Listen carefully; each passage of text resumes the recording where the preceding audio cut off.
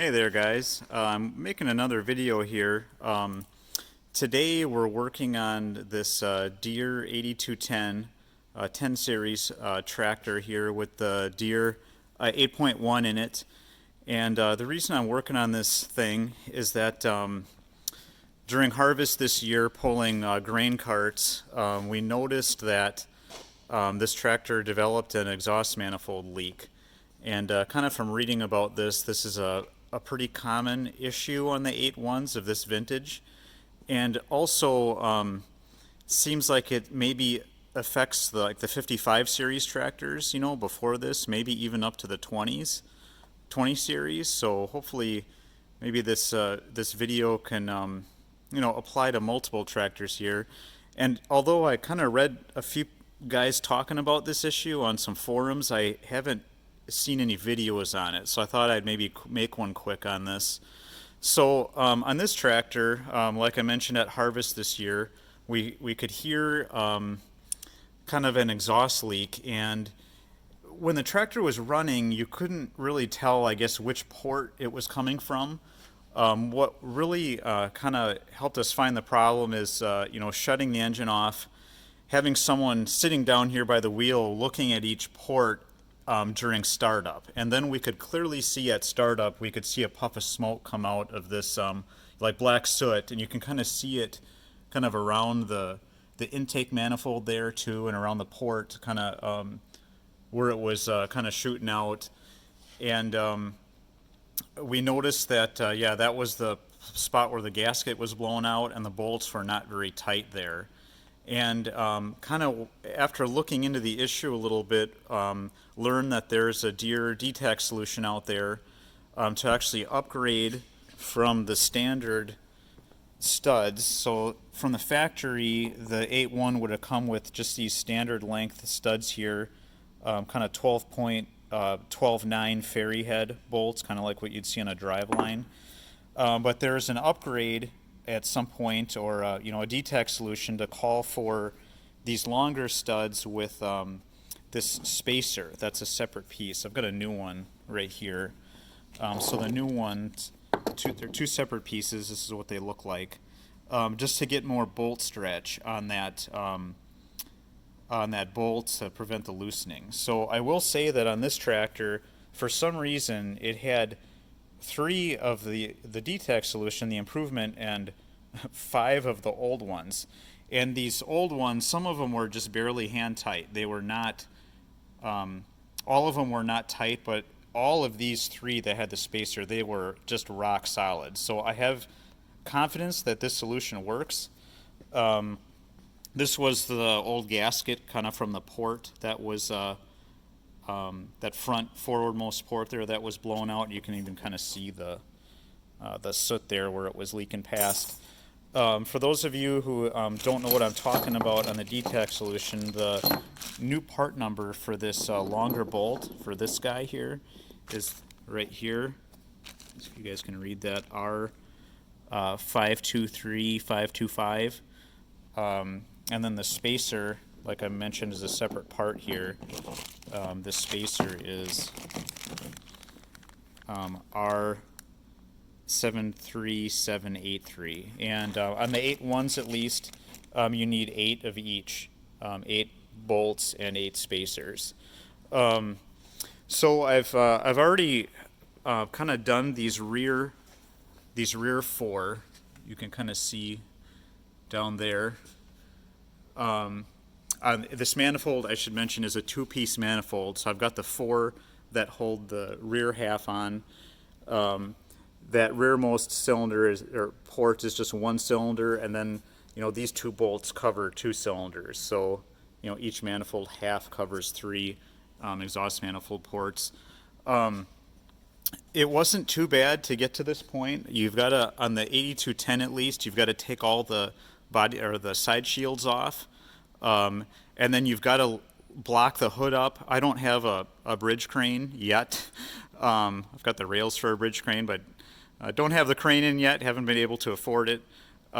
So I just one-man band here. I just kind of use some wood to block it up just so I could gain access to the manifold here and to get these stupid heat shields out. So actually, you know, one of the worst parts of this job is just getting access to these bolts. There's this pretty elaborate heat shield system that kind of covers the turbo and the first part of the exhaust manifold there that you've got to get off first to access the manifold. I'd recommend, guys, you know, if you have those ratcheting, you know, ratcheting combination wrenches, reversible ratcheting with an offset, these work great. Kind of getting all those exhaust manifold or the heat shield bolts off. It would be really hard with just standard wrenches. If you guys have some of those ones with like the flex head on the box end, that might even be even handier. I don't own any of those yet. But yeah, that was kind of the worst part, was just kind of getting this heat shielding off. And also, if you guys can see, there's a bolt there just downstream of the turbo that kind of goes all the way through that section. You cannot get that bolt out of there that holds that upper half of the heat shield on. You can't get that out of there because the air box is in the way. So what I had to do was there's a bracket here. You can see there's this black bracket with one bolt on this side and two on the other. I loosened those first and was able to kind of jiggle the air box around, but that was still not enough play to be able to get this guy out of there. So I actually had to take the bolts out that kind of hold the air cleaner to this bracket, and I also had to take off the other side here. I also had to take off, you know, like your this rubber hose here that goes into your turbo inlet to kind of get enough wiggle room on all of these components to be able to pull that that bolt out from the turbo to get all the heat shielding off. And once the heat shielding's off, it's not too bad a job. These I should mention, when you are torquing these new longer bolts and spacers on, the Deere Service Advisor spec on those is 29 foot-pounds. I kind of went up in like 10 foot-pound increments on those just to kind of pull it down evenly. And I'm in the process of kind of soaking this intermediate joint here with penetrant and kind of working it with pry bars, trying to get this front half out of here. So I'm going to just cut this segment here for now and come back when I have the rest of this off. Hey guys, well this is, it's the evening of the next day. This job didn't exactly go as planned.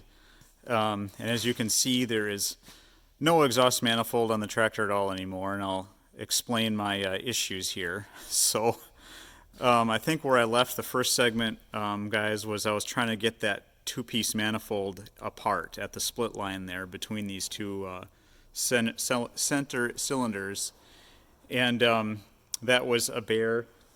What I ended up having to do was kind of continually soak that with penetrant repeatedly over and over, and then I took my my snap-on air hammer with kind of a mushroom head blunt tip, and I was using that to kind of wrap on the joint to try to get the penetrant to soak into the joint.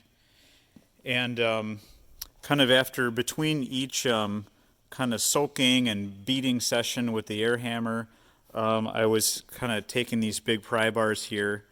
It's maybe a 4 foot pry bar, and kind of wedging it between the block and the exhaust manifold and prying on it up and down, and kind of forward and back, trying to separate it there. And eventually I could get it kind of worked up and down enough that I could tell the penetrant was getting in there and doing something. But I would say it was probably still maybe an hour and a half fight to get that joint apart. Well, I should mention I also was applying heat as well. So I did get that apart. I'll show you guys that later here. But you'll probably notice that the rear half is also off, and that is because even once you kind of get that joint pulled apart enough where it seems like you're going to be able to get the front half of the manifold off, what happens is the that one of the flanges of the manifold, this one hits the intake manifold flange here, so you can't actually pull it far enough forward to totally separate it. What I initially did was just loosen the bolts, these rear 4 bolts on the rear half of the manifold, and that let me pull it out far enough that I could get the front manifold off, the front half off. But then I ran into a new issue, and that is the sealing ring, and that is why this rear half is now totally off. And let me go over to my other my weld table here and show you guys what's going on there. So here is the front half. This is that kind of that female joint that I was talking about. Finally got this apart. But then my next problem was this kind of this male snout here, this stub that slides over. You know, when you first get this thing apart, you can't even really see this thing here, but there is there's a sealing ring here. You know, when you first get it apart, this is so corroded you can't even tell there's something here. But after you kind of wire brush it and grind it, you start to see that there's something under there. And this is the new one installed already, but you can see it's one of those kind of stainless steel wound kind of spring style gaskets. You can see it kind of sticks out proud of the manifold there, maybe a 1/16 of an inch or so. And what that's supposed to do is, you know, when you shove that that mating half in there, it provides your seal there. And I was talking to the Deere techs at my local dealership, asking them how they get that out of there, because I was having trouble with it, and they said they apply heat and then just, you know, try to chisel it out of there. And I heated this thing, and I tried chiseling it with, you know, like chisels and screwdriver and picks, and I could not get this thing out, anything that I tried.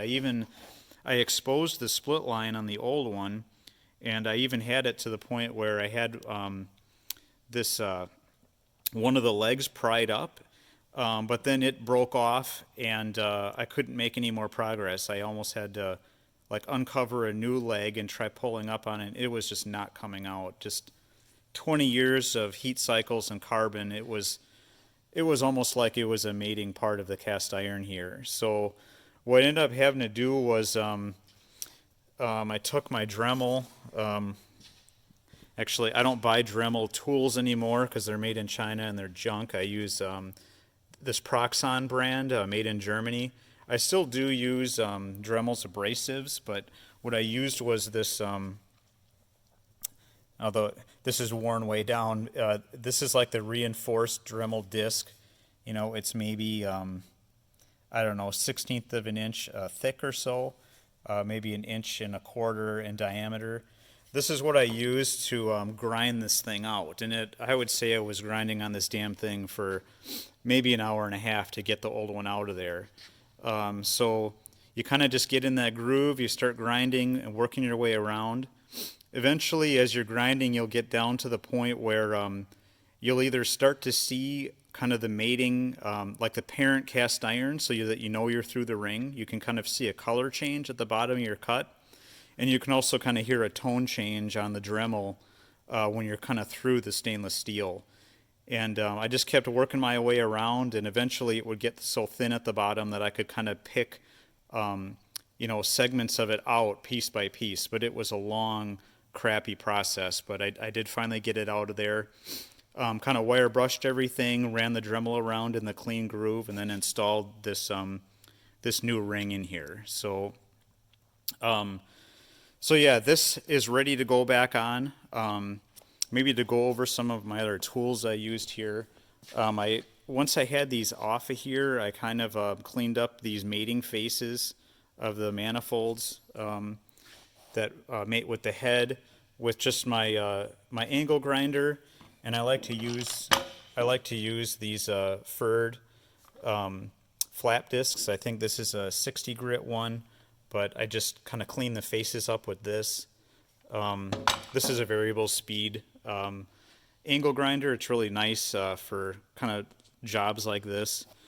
And then just a hammer and screwdriver and chisel for kind of getting those pieces of sealing ring off of here. So these are cleaned up and ready to go back on the tractor. I did read some threads where guys were saying that sometimes these manifolds are leaking because they're warped. I did take a machinist straight edge across the faces of both of these, and they were really flat, so I don't think I'm going to plane these. I don't think I'm going to take these to a machine shop and get them planed. They seem like they're flat.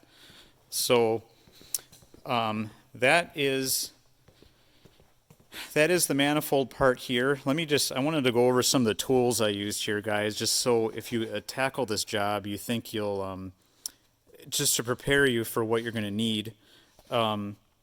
Maybe from right to left here.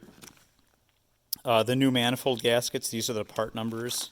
This is you could see the double port with the two head ports that are adjacent to each other. This is the part number for the double one. This is the part number for the single one, so you'll need two of each of these. And then that sealing ring that I was showing you guys earlier, this is that part number for that. This R122595. Those are what you're going to need to get that manifold back on there. The Deere techs at the dealership told me don't fill that joint up with anti-seize. Just put it together, bare metal on metal. Don't mess with it. They said that even when you put it back together and start the tractor, you might get a little blow by past that ring until the carbon kind of builds up and seals that joint up again. But they said that's normal. Don't worry about it. So that's what we're going to do. We're not going to put anti-seize or anything on there. This is I ran a rethreading tap through the head holes there, the tapped holes in the head to mount the exhaust manifold, just to clean all the crap out of there. There was a lot of junk in those bores. This surprised me too. This is actually a 3/8 course tap. I thought that would be metric hardware, and it's really close to an M8 by 1 1/4, but it's not. It's English threads on this tractor anyway. This 8210. I'm guessing if you go back to the 00, the 100 series, or the 55 or 60, those are probably all, I'm guessing, English thread yet. I don't know if, like on the 20s and ahead, if they switched, but just be aware there is some English hardware on that tractor, even though the rest of the machine is metric. I kind of talked about my air hammer here, about beating the joint loose there, but I also used it to get the exhaust manifold hardware out the first time too. So I'm sure you guys have maybe seen these before, maybe not, but these are an adapter that you can put in your air hammer to put your socket on, and so you can wrap on the head of the kind of these ferry head 12-point bolts. You can wrap on it while you're kind of applying penetrant and stuff to get things to break free. After a couple sessions of wrapping on it with the socket adapter and penetrant, I was able to break them all loose without snapping any of them, so that was good. This is probably my favorite air hammer, guys. I don't use a lot of air tools anymore. I've mainly kind of switched over to battery stuff, but there's still certain things that air has its place. I really like this PH3050B from Snap-on. It really hits hard when it's on the full setting. You can dial down, like you can see these little ribs on the this little ring here. You can dial it down the power level from like 1 to 4. You can also modulate the trigger on it pretty well too, way better than just the junk, knockoff Chinese air hammers. It's really a quality tool. So I use the air hammer quite a bit on this job, getting things apart. I've got a Snap-on die grinder here. This was really helped me kind of clean everything up. You can see I got 2 different wheels here. I was using this little kind of 1.5-inch round one for cleaning up that female joint on the front half of the manifold, and I was using this kind of cone style one, or the cylindrical style one, to kind of clean up all around these exhaust ports. You can see they're all shiny now and ready for new gaskets and for reassembly. So that's kind of what I use there. And then you'll need some sandpaper to kind of, clean up ports and things. I like to get this kind of aluminum oxide. This is actually like plumber's sandcloth. Like when you're doing copper plumbing, you rip off a little section and then, shine up your copper before you flux it and solder it. But I find this stuff is really handy to kind of have around the shop too for just little jobs where you gotta, kind of get in a small area and use your two, kind of your index and your middle finger to kind of rough something up or clean something up. It's pretty handy. So yeah, guys, probably 4 or 5 hours of work here. Definitely did not go as planned. I was hoping I was not going to have to take everything apart to this point, but it did let me kind of clean everything up and get new gaskets on everything, and probably a necessary part of the job here. So that's it for this segment, guys. I'll get back to you when I have everything back together here. All right, guys, I wanted to just have one more segment here before I wrapped up for the night. I did get the manifolds here back on. I've got the new longer bolts with the spacers in all the locations. Didn't go together too bad. A little tricky, I guess, just kind of getting all the gaskets lined up. A third hand is kind of nice. Trying to get this all back together. One thing I didn't mention in the first part, though, is that in addition to cleaning out those threads in the head with the rethreading tool, you're also going to want to run that same 3/8 course rethread tool, get the light in here, through the tapped threads on the at the end of the exhaust manifold of the rear one where the turbo bolts up. That's the turbo back behind the heat shield there. Access to those is really bad. You're kind of doing it blind on those upper ones, and you don't want to mess around with dirty threads. So, clean those out. These had a bunch of junk in them. Kind of when you're doing it blind, you're trying to get them in there by hand. It's a lot of messing around when you're fighting gunky threads. You want those clean so you can thread the bolts right in. So that's one tip there. I did have to leave the rear half here pretty loose so that I could pull it away from the block far enough to get this front piece on, to get that kind of center flange to clear, similar to the issue I talked about when I was getting it apart. One other thing I wanted to mention too is in the first part there, when you're trying to horse this two-piece manifold apart, be really careful what you're prying on with your pry bar. Make sure you're not jamming it in there and scoring up the surface of the head or the exhaust manifold surface at the sealing surface. It's really, you got to apply a lot of force to get this thing to split apart. Just be careful that you're not messing up those surfaces.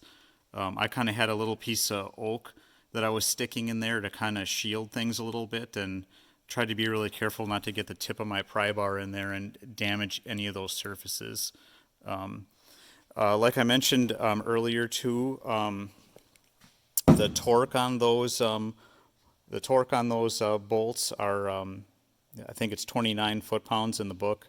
I just torqued them up to 30. I went up in 5 foot-pound increments, kind of in a pattern starting from the center and working to the outside.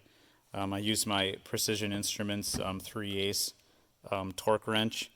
Did a pretty good job. I think we're about ready to go here. I'm gonna. One more thing I wanted to mention is I mentioned that these threads, the head threads here are actually English 3/8 course, same as the turbo. That also means the bolt heads are English. So when I took this apart, I originally thought this was a 13 millimeter 12 point, but it's actually 12.7 millimeters. It's half inch. So make sure you're using a nice half inch 12.3/8 drives impact socket to get these things out here. There isn't really room to use a 1/2-inch drive because it's, especially on some of these lower ones, it's a really tight fit even with the 3/8 drive socket on there. So make sure you've got a really you know, a snap-on or, you know, a high quality socket there before you attempt that job. And then same with those ones up on the top. That's the heads on those are actually 9/16. I was using a 14 millimeter originally, thinking they were metric too, but they're not. So you know, using a 9/16 on those really makes it easier because you're kind of working on that part blind too. So I put the manifolds back on, I threw the air box back in and kind of reconnected things. I didn't put the heat shielding on yet because tomorrow I want to start and bring this thing up to temperature and get, you know, a heat cycle on it, and then retorque all this stuff one more time, because once you put the heat shields all back on, you know, most of these manifold bolts are inaccessible. So kind of want to get a heat cycle on it, check for leaks, make sure everything's good before I kind of button everything up. So that's it for this segment, and hopefully we'll finally finish this job tomorrow. Hey guys, one last follow-up on this video here. I got everything back together. I got the heat shields around the turbo just kind of hanging there loose just to protect the air box outlet there from the heat. And I just want to bring this thing up to temperature one time and then recheck torque on all the bolts. All the joints look pretty sealed up so far. I don't see any leaks. I'm looking at each of the boards.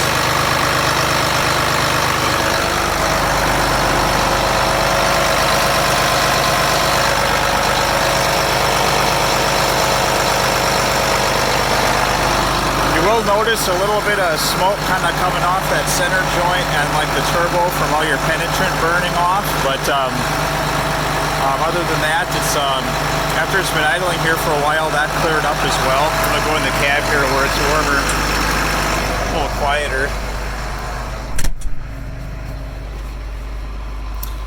So yeah, that's about the end of the video here, guys. Maybe just to summarize, probably if I were to do this job again, you know, you might be best off just pulling that whole manifold off, just having a second person with, and pulling the whole manifold off, and probably using like the oxyacetylene heat and quench method on that that two-piece joint in the manifold. Tyrrell Fixes All kind of has some good, you know, tips on how to use that, and how to you know, kind of get cast iron to a dull red. You got to kind of be a lot more careful with cast iron than steel to not you know, thermal crack it when you quench it with water. So I think probably if I did it over, I might do it like that. You know, another option would be to just leave the manifold together and have a second person and pull the whole manifold off at once. In my case though, this gasket had been replaced a couple times, I think, already, that on that number 1 cylinder, and I was afraid that you know, maybe that manifold was kind of V-shaped a little bit from prying on that joint, and I wanted to make sure that I split it apart and cleaned up the two-piece manifold there to at that socket to make sure that, you know, everything laid flat against the head when I was done. So yeah, you guys might have noticed the tie downs here, or the ratchet straps over the hood. Like I mentioned earlier in the video, I just have this thing blocked up with wood so I can access everything, but I wanted to drive it outside to get everything up to temperature and run it here first. But make sure you keep that hood in place, or if you have 2 people or a hoist, take that thing off completely so it's not in your way. So yeah, that's about the end of the video here, guys. It's not too bad a job. I guess just mentally prepare yourself for a lot of messing around if you're going to try to separate those manifold halves and grind that ring out of there. Just be patient with it. don't get too frustrated and kind of just keep making steady progress and wiggling things. Eventually it'll come apart. Yeah, I think that's probably about all I wanted to say here. I hope this video helps someone that's going to attempt this job. I know there's a lot of automotive videos on YouTube, but kind of on a lot of this farm and heavy equipment stuff, sometimes it's really lacking on what you can find. So yeah, have a great day, guys, and I'm signing off here.